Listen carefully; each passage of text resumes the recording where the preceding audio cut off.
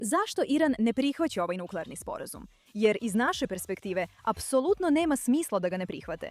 Nemaju novca, gotovo se guše u sankcijama, izgubili su svoje vodstvo. Njihova nuklearna postrojenja su u ruševinama. I upravo sada na stolu je sporazum koji rješava sve to. Sve što trebaju učiniti je odustati od svojih nuklearnih ambicija. A ipak stalno govore ne. Ovo je pitanje na koje nitko ne može dati pravi odgovor. I zato ste vi ovdje. Da bismo odgovorili na ovo, moramo na trenutak izaći iz našeg zapadnjačkog načina razmišljanja i ući u bes. Jer ono što pokreće ovo je ideologija toliko strana našem načinu razmišljanja, ali kad je shvatite, sve što Iran radi postaje jasno. Svako odbijanje, svaka provokacija, svaka crvena linija koju pređu, odjednom ima potpuni smisao. Ovo je Mija Keša, JNS TV. Idemo odmah na stvar. Počnimo s jednom malom pričom. Priča o tome kako Mesija dolazi u islamu. Počinje kaosom, namjernim i nužnim znakom da je kraj blizu. Razdobljem globalnih nevolja, toliko teških da se svijet kakav poznajemo počinje urušavati. Ratovi, kuge i patnje na razini kakvu čovječanstvo nikada nije vidjelo. Potpuni kaos je početni signal, dokaz da se Božji plan napokon ostvaruje. I iz tog kaosa on se pojavljuje. Skriveni imam, Mahdi, Mesija Islama. Lik koji je bio skriven od svijeta više od 1000 godina, ali je još uvijek živ i čeka trenutak kada Bog odredi da je vrijeme pravo. Kada se pojavi, okuplja svoju vojsku i kreće prema Jeruzalemu, jer tamo je neprijatelj i tamo su sile zla napravile svoje uporište. I posljednja bitka između dobra i zla odvija se na toj zemlji, a imam pobjeđuje, povijest kakvu poznajemo završava i Božja pravda napokon zavlada na zemlji. To je priča. A 1979. godine, kada je Homeini došao na vlast, počelo je oživljavanje te priče. Većina ljudi gleda na iransku revoluciju iz 1979. kao na politički događaj u kojem je islamska vlast zamijenila onu koju je podržavao Zapad. Iako je taj okvir tehnički točan, on zapravo ne prikazuje cijelu priču. Ova revolucija, islamska revolucija, promijenila je cijelu svrhu iranske države, proglašavajući da Iran više nije nacija u uobičajenom smislu, već prva faza nečega kozmičkog, dolaska islamskog mesije. Da bismo shvatili punu težinu te tvrdnje, moramo razumjeti tko je zapravo taj skriveni imam i što njegova pozicija znači u šiitskom islamu. Jer ovo je uvjerenje koje pokreće sve, od nuklearnog programa do hormuškog tjesnaca, odbijanja sporazuma koje Zapad nudi. I to je uvjerenje koje ne potječe iz 1979. već iz 874. godine nove ere. Šiitski islam, ogranak islama koji prevladava u Iranu, izgrađen je oko koncepta imama. A u šiitskoj teologiji ta riječ nosi težinu koja nema pravi ekvivalent u zapadnoj religijskoj tradiciji. Jer je imam figura kozmičkog značaja, koji je božanski izabrao Bog, a imenuje ga prethodni imam. Posjeduje osobine koje nijedno obično ljudsko biće ne može steći, kroz oblik nadnaravnog znanja o Božjoj volji koje se prenosi kroz lanac božanskog prijenosa, sve do samog proroka Muhameda. To je bilo poduže. Ali nakon što je prorok umro, pitanje tko može voditi muslimansku zajednicu podijelilo je islam na dvije velike grane koje postoje do danas. Sunitski muslimani prihvatili su sustav ljudskog konsenzusa za odabir svojih vođa, dok šiitski muslimani vjeruju da je prorok već odredio svog rođaka i zeta, Alija, kao božanski određenog nasljednika. Nakon Alija bilo je još. 11 imama svakog je imenovao onaj prije njega, a svaki je bio pravi vladar, ne samo muslimana, već i cijelog čovječanstva. Zanimljivo je da je svih tih 11 imama bilo ubijeno ili zatvoreno od strane tadašnjih vladajućih sila, jer su prema islamu ljudi na vlasti shvatili da postojanje pravog i božanski određenog imama čini njihovu vlast nelegitimnom. Zatim je došao 12. imam. I dok je još bio dijete, nestao je. Prema šiitskoj teologiji nije umro, već je bio skriven. Bog ga je sakrio od svijeta kako bi ga zaštitio od istih sila koje su uništile njegove prethodnike. Šiitski muslimani vjeruju da je on još uvijek živ. Sada, nakon više od 1000 godina, duhovno je prisutan u svijetu, promatra događaje kako se odvijaju i vjeruje se da će se vratiti. Kada Bog odredi, doći će trenutak da povede posljednju bitku, uspostavi božansku pravdu na zemlji i privede povijest svom kraju. Ovo je središte šiitskog islama, u koje vjeruje Islamska republika. Više od 1000 godina nakon što je 12. imam nestao, većina šijita zauzimali su isti politički stav. Čekamo našeg Mesiju, strpljivi smo. Ne preuzimamo vlast, jer ni jedna vlast nije uistinu legitimna dok se imam ne vrati. I vjernici bi trebali nastaviti živjeti pod kakvim god vladarima bili dok čekaju Božje vrijeme. To se naziva kvijetizam i još uvijek ga neki ljudi danas prihvaćaju. Međutim, pojavljuje se Homeini koji odlučuje potpuno odbaciti ovo. I iznosi argument u kojem postavlja jednu od najpolitički eksplozivnijih teoloških tvrdnji u modernoj povijesti. Jer je njegovo mišljenje bilo da imam ne čeka da Bog stvori političko okruženje za Mesiju. Imam je čekao da muslimanska zajednica odradi svoj dio, da pripremi teren, da izgradi takvu islamsku civilizaciju koja bi omogućila njegov povratak. A ta priprema nije bila pasivna, nego je zahtijevala hitno i aktivno djelovanje. Počevši s uspostavom prave islamske vlasti u Iranu, upravo sada, kao prva faza u procesu koji bi na kraju doveo do pojave imama. On je također učinio još nešto, što je ovu teologiju pretvorilo u vojnu misiju. Rekao je svojim sljedbenicima da je njihova odgovornost pripremiti teren za povratak imama. To je zahtijevalo aktivno suprotstavljanje silama ugnjetavanja, koje su se uvijek protivile božanskoj istini. Istim onim silama koje su prije mnogo godina zatvorile i otrovale 11 imama. I iste one sile koje je Homeini u suvremenom svetu identificirao kao američki imperijalizam i cionizam, koje je nazvao istihbar, arogancija, vječni tlačitelj. I stvorio je IRGC upravo kako bi vodio taj otpor. Što mu je nakon svih tih godina dalo legitimitet? Pa postoji doktrina koja tvrdi da u odsutnosti skrivenog imama najkvalificiraniji islamski učenjak mora vladati kao njegov zamjenik. I zato vrhovni vođa Irana nosi službenu titulu zamjenika imama. Vladajući kao zemaljski predstavnik osobe koja je skrivena već 12 stoljeća, vrši vlast koja stoga nije zapravo politička, već teološka i božanska. Kada iranskom vojniku kažu da je njegov vrhovni vođa zamjenik skrivenog imama, neposlušnost prema njemu nije neposluh, to je grijeh protiv Boga. I to je ono što je odanost IRGC-a pretvorilo iz vojne discipline u nešto što je mnogo teže slomiti. Korpus čuvara islamske revolucije je ideološka sila stvorena odmah nakon revolucije 1979. godine s izričitom svrhom da brani ne granice Irana, već samu islamsku revoluciju. Božansku misiju koju je predstavljala, da dovede Mesiju ili barem pripremi teren za to. Njeni vojnici prolaze kroz intenzivnu teološku indoktrinaciju uz vojnu obuku gdje ih se sustavno i namjerno uči da nisu vojnici iranske nacije, već vojnici skrivenog imama. Da njihova odanost nije usmjerena ni prema jednom predsjedniku ili parlamentu, već izravno prema vrhovnom vođi kao zamjeniku imama, a preko njega i prema Bogu. Ključno je to što IRGC ne smatra sebe nacionalnom vojskom s nacionalnom misijom. Ona izričito odbacuje koncept nacionalne države kao zapadnjačku tvorevinu. Ona svijet dijeli na Dar el-Islam, područje islama, i Dar el-Kufr, područje nevjerovanja. Ishvaća svoju misiju kao kozmičku, koja nadilazi granice bilo koje pojedine zemlje. Zbog čega finansira, naoružava i obučava proksi snage diljem Bliskog istoka, Hezbolah u Libanonu, Hute u Jemenu, milicije u Iraku i Siriji, kao dijelove imamove vojske. Mir se uklapa u kalup čija je konačna konfiguracija kraj povijesti. Na svijet gledaju kao na skup zemalja koje s pravom pripadaju islamu. Prema njihovoj vjeri nikada ne mogu odustati od te zemlje ili tih mora, a postoje i zemlje koje pripadaju nevjernicima. To su nevjernici protiv kojih se treba boriti. I zaista je to tako crno-bijelo iz njihove perspektive. Sad vratimo se na priču o tome kako dolazi Mesija, jer su detalji izuzetno važni za razumijevanje zašto se IRGC ponaša na način na koji se ponaša. Prvi i najvažniji detalj je da je razdoblje prije povratka Mahdija fitna, velika nevolja, kaos. To nije tragedija koja prethodi spasenju, već nužan preduvjet za njega. To je božanski određeno, što znači da u teološkom okviru IRGC-a globalni kaos nije nešto što želite spriječiti. To je ono što prepoznajete kao znak da se Božji plan ostvaruje. I što se stvari pogoršavaju, što je više kaosa, to vjernici više razumiju da je povratak imama, povratak Mahdija, blizu. Ovo je zanimljivo, točka u kojoj zapadno strateško razmišljanje i teologija IRGC-a djeluju u potpuno različitim svjetovima.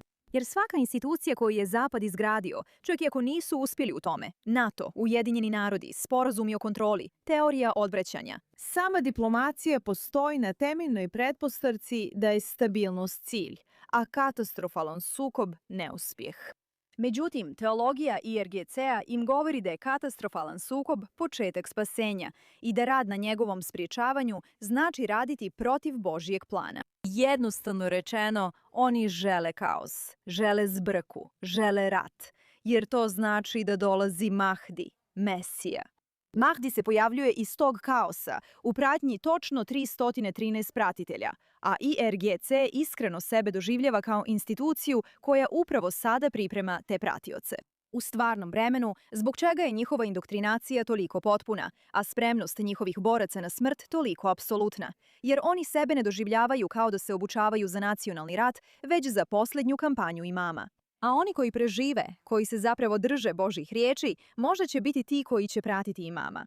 Što se onda događa? Mahdi tada vodi svoje snage prema Jeruzalemu, jer je tamo Dajjal, islamski antikrist, lik katastrofalne obmane koji privlači vojske zla k sebi, napravio svoje uporište.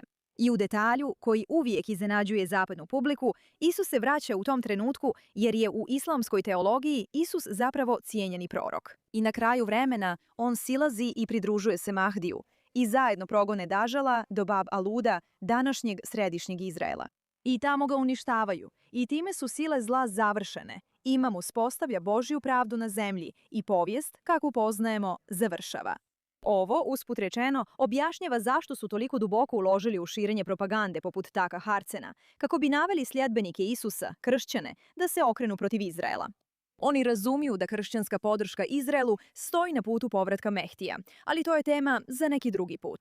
Nadam se da ovo objašnjava njihovu obsesiju Izraelom, jer su Izrael i Jeruzalem središnja točka za dolazak njihovog Mesije.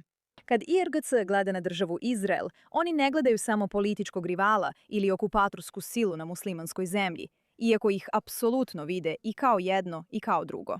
Oni gledaju na uporište Dedžala, izgrađeno točno na teritoriju gdje se mora odigrati posljednja bitka, naseljeno i zaštićeno snagama istikbara. Isti zapadni imperijalizam, koji su prepoznali kao vječnog tlačitelja božanske istine. Postojanje snažnog, nuklearno naoružanog Izraela, poduprtog Amerikom i s kontrolom nad Jeruzalemom, predstavlja pravi problem za njih i za njihovo proročanstvo. Povratak Mehdija ne može se ostvariti. Zemlja na kojoj se mora dogoditi posljednja bitka je u pogrešnim rukama i imam ne može doći. Ovo je, usput rečeno, razlog zašto su bili toliko uzbuđeni 7. listopada. Osjećalo se kao prvi koraci prema preuzimanju Izraela. I stalno su gurali tu priču iznova i iznova, iako je bila lažna. Visoki klerik povezan s IRGC-om to je službeno izjavio, usput rečeno, 2015. godine. Ne dio o 7. listopadu, već ono što se tiče Izraela. U svom obraćanju članovima IRGC-a rekao je da je misija IRGC-a ukloniti prepreke za pojavu imama vremena. A najvažnija od tih prepreka je postojanje države Izrael. To, usput rečeno, nije radikalno marginalno stajalište unutar IRGC-a. To je njegova službena institucionalna teologija, misija organizacije koja kontrolira iranske programe nuklearnog oružja, njegov arsenal balističkih projektila i mrežu proksi snaga diljem Bliskog istoka. Ali kakve to veze ima s time da oni odustanu od nuklearnog plana? Vidite, sada se sve počinje povezivati, jer kraj vremena zahtijeva kaos, a povratak Mehdija zahtijeva uništenje Izraela. Ali Izrael na njihovu žalost ne može biti konvencionalno uništen. Ima najsofisticiranije sustave protuzračne obrane u regiji, ima američku potporu, ima vlastiti nedeklarirani nuklearni arsenal, a konvencionalne vojne kampanje protiv njega su više puta propale tijekom desetljeća. Dakle, pitanje na koje IRGC odgovara unutar svog teološkog okvira jest koji instrument može proizvesti razinu poremećaja koju zahtijeva scenarij kraja vremena.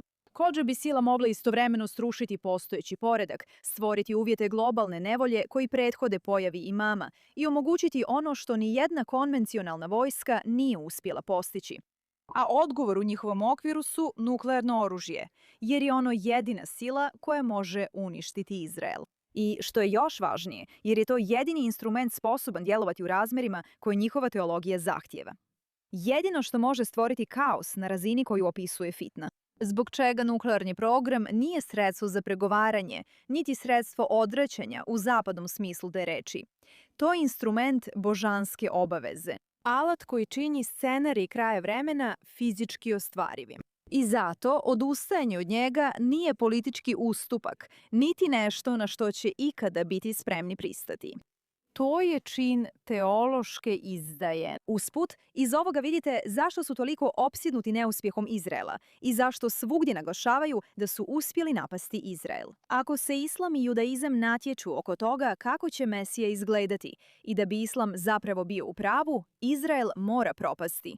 Trenutno, uspjeh Izraela zaista narušava njihova teološka uvjerenja, zbog čega su sve ljutiji i sve intenzivniji u svojim napadima na Izrael. Ali postaje još malo gore od toga, jer prema zapadnoj teoriji odvraćanja, teoriji koje se Izrael dugo držao, koncept međusobno zajamčenog uništenja, što znači da će obje strane biti uništene, pa zato ni jedna strana neće upotrijebiti nuklearno oružje. Tvrdi da nuklearno oružje održava mir upravo zato što se obje strane jednako boje uništenja. I taj međusobni strah je ono što spriječava bilo koga da pritisne gumb. Ali ta logika u potpunosti počiva na pretpostavci da obje strane žele preživjeti. Teologija Islamske republike desetljećima je sustavno razgrađivala tu pretpostavku kod svojih boraca, stvarajući svjetonazor u kojem je umiranje u posljednjem sukobu kao vojnik Mehdija mučeništvo najvišeg mogućeg reda. Smrt u najkozmički značajnijem trenutku u cijeloj ljudskoj povijesti, u službi božanske misije za koju je sve u njihovim životima bila priprema. Što znači da međusobno zajamčeno uništenje nije sredstvo odvraćanja za Islamsku republiku, a posebno ne za njihovu frakciju najviše usmjerenu na Mehdija. To je opis upravo one vrste kaosa koji donosi smak svijeta, a za koji njihova teologija kaže da mora prethoditi spasenju. Cijela zapadna strategija odvraćanja, izgrađena na pretpostavci da je primarni cilj druge strane preživljavanje, temelji se na osnovi koja jednostavno ne vrijedi za ljude koji zapravo donose odluke o iranskom nuklearnom programu. Zato kada Izrael i Amerika kažu da je prijetnja zapravo rasla i postajala neposredna, to je zato što postoji shvaćanje da je Iran imao punu namjeru stvarno potrijebiti svoje nuklearno oružje. Sada je važno napomenuti da Iran ovdje ne govori jednim glasom. I kada kažem Iran, naravno mislim na Islamsku republiku, a ne na većinu ljudi tamo. Ali čak i unutar njihove vlade postoji pravi unutarnji razdor između tvrdokorne mahdističke frakcije unutar IRGC-a i pragmatičnije skupine koje se drži tradicionalnog šiitskog stava. Da nije posao ni jedne vojne sile dovesti Mahdija, da je to Božje vrijeme, a ne njihovo, i da opstanak Islamske republike treba biti na prvom mjestu. Ministar vanjskih poslova, usput rečeno, izgleda da pripada toj skupini. A hoće li ga to učiniti istinskim umjerenjakom ili je on samo dobra policajka u vrlo namjernoj igri dobrog i lošeg policajca, iskreno ne znamo. Ali čini se da je podjela stvarna i vidimo je kroz pregovore. Problem je u tome što to zapravo nije ni važno. Jer kad iranske diplomatkinje krenu prema dogovoru s Amerikom, Islamska republika može ga torpedirati u roku od nekoliko sati, a mi smo i gledali kako to rade doslovno u stvarnom vremenu. Razlog zašto pragmatičarke to ne mogu zaustaviti, isti je razlog zašto trenutno ne mogu zaustaviti ništa. Ali zato što nemaju pristup Majtaba Homeiniju, novom vrhovnom vođi, koji nije viđen niti se čuo na bilo koji značajan način otkako je preuzeo vlast. I vrlo je moguće da je mrtav ili teško onesposobljen, a nitko izvan užeg kruga IRGC-a zapravo ne zna njegovo stanje. Jer kad je Homeini umro na početku ovog rata, pa tko je novi zamjenik imama? Dobro pitanje, i odlučili su da je to Madžtaba. Ali to je najopasniji dio ovoga, jer u Islamskoj republici vrhovni vođa, novi zamjenik skrivenog imama, riječ Božja na zemlji. Trenutno se ta riječ filtrira isključivo kroz najfanatičnije tvrdolinijaše, a nitko ne zna je li to istina ili nije. Nema javne odgovornosti i nema načina da vanjski svijet zna od koga zapravo čuje informacije. Odražava li ono što čuju iz Teherana zapravo odluku koju je donio živi vrhovni vođa? Ili je to fikcija kojom upravljaju ljudi koji od toga imaju najviše koristi? Na temu mudžabe želim se osvrnuti i na još nešto što ste vjerojatno već čuli. Iranska vlada godinama se poziva na vjersku odluku, fetvu, koju je izdao vrhovni vođa Homeini, a kojom se nuklearno oružje proglašava zabranjenim u islamu. Ono je haram. i mahali su time kao dokazom svijetu da ono što grade zapravo nije bomba.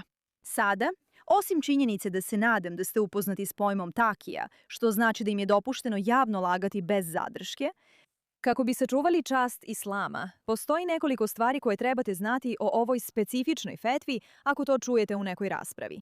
Prvo, u šiitskom pravu fetva zapravo nije trajni zakon.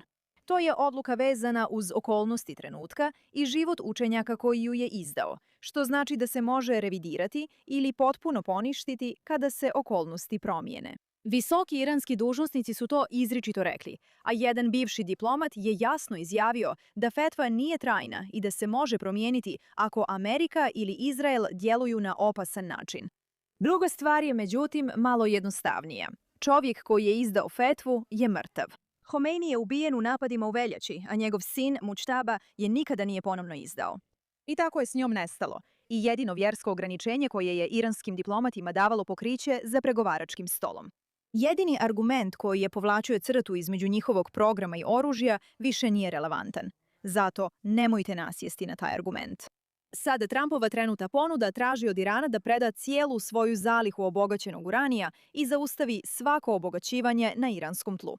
Rastaviti svoje postrojenje u Natanzu, Fordovu i Isfahanu, ograničiti svoj program balističkih projektila i prekinuti podršku Hezbolahu, Hutima i svim ostalim proksi snagama koje finansira diljem regije. Zauzvrat, SAD će ukinuti sankcije, odmrznuti otprilike 20 milijardi dolara iranske imovine i dopustiti Iranu povratak u globalni financijski sustav.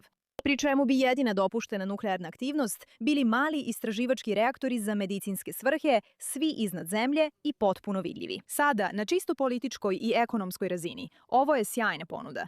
Iransko gospodarstvo je devastirano sankcijama i troškovima rata. Iranski narod pati, a pragmatična frakcija unutar vlade zapravo želi ovo olakšanje. Ali pragmatična frakcija ne kontrolira nuklearni program, ne kontrolira Hormuški tjesnac i ne kontrolira pristup vrhovnom vođi. Iranska revolucionarna garda to kontrolira, a za nju ponuda izgleda potpuno drukčije. Nije riječ samo o tome da oni odustanu od nuklearnog oružja kako bi imali gospodarski prosperitet. Ono što Donald Trump traži u njihovom teološkom okviru jest da trajno razoružaju vojsku imama prije posljednje bitke. Da se odreknu jedinog oružja sposobnog stvoriti kaos, koji njihova teologija zahtjeva. Da predaju neprijatelju pobjedu koja je uskraćena snagama istikbara kroz 12 stoljeća islamske povijesti. I to učine u zamjenu za novac. Oni to ne vide kao razumnu razmjenu između dviju strana suprotstavljenim interesima. Oni to vide kao poziv na otpadništvo, na izdaju Mehdija, na razgradnju božanske misije, da budu oni koji odgađaju povratak svog Mesije. Zato nema dogovora, zato se stalno predomišljaju u pregovorima. Kaos. Kaos je srž svega. Nije stvar u tome da je Islamska republika iracionalna, iako je to također istina, već i zato što ovo jednostavno nije politička kalkulacija. Ovo je teološka obaveza i nijedna politička ponuda na svijetu ne može se s tim natjecati. Dakle, zašto ne prihvaćaju dogovor? Pa sada znate. I odgovor nije kompliciran kad to pogledate iz njihove perspektive. Zapravo je potpuno logično, samo ne u okviru koji je zapadna diplomacija stvorena da rješava. Sada, uz sve to rečeno, može li se ipak postići neka vrsta dogovora? Da. I evo zašto. Zato što u šiitskom islamskom upravljanju postoji načelo zvano maslahatinizam, što u suštini znači da opstanak islamskog poretka nadmašuje sve ostalo. A kada je režim zaista ugrožen, kad se obruč steže, pragmatičari mogu tvrditi da taktičko povlačenje nije izdaja misije, već ono što će na kraju održati misiju na životu. I oni su već iznosili taj argument i to je već prije funkcioniralo. Sporazum iz 2015. bio je upravo to. Proračunata pauza koja im je omogućila da se pretvaraju da denukleariziraju, dok su zapravo nastavili obnavljati. I oni su to znali. Kupilo im je vrijeme. A oni uvijek igraju na vrijeme. Kladili su se da će Zapad na kraju izgubiti strpljenje, izgubiti volju, izgubiti interes i povući se, kao što je to uvijek činio. Ali ovaj sporazum je drugačiji od onog iz 2015. i oni to također znaju. Ovo nije sporazum koji im dopušta da zadrže infrastrukturu i privremeno obustave obogaćivanje. Ovo je sporazum koji od njih traži da se toga zaista odreknu. I to prelazi njihovu granicu od taktičkog povlačenja prema nečemu što njihova teologija ne može prihvatiti. Jer oni iskreno vjeruju da trenutno žive u mesijanskim vremenima. I činjenica da još uvijek stoje nakon što su bombardirani od strane najmoćnije vojne sile na svijetu, nakon što su izgubili svog vrhovnog vođu, nakon svega kroz što su prošli, to ih ne čini poraženima. Zapravo ih to tjera da se osjećaju kao da su izabrani, da je to dokaz da je Bog s njima, da se fitna odvija točno kako je teologija obećala i da je povratak imama bliži nego ikad prije. Pa, hoće li pobijediti? Gotovo sigurno neće. Ali planiraju li uskoro popustiti? Ni to nije vjerojatno, jer ne možete nadmudriti čovjeka koji misli da živi usred stvarnog proročanstva. I to me dovodi do dva najvažnija pravila pregovaranja. Pravilo broj 1. Morate znati s kim pregovarate i u što oni veruju. I pravilo broj 2, ljudi. Nikada ne pregovarite s teroristima. Posebno ne s fanatičnim vjerskim teroristima. Ja sam Irkaj i vidimo se sljedeći put.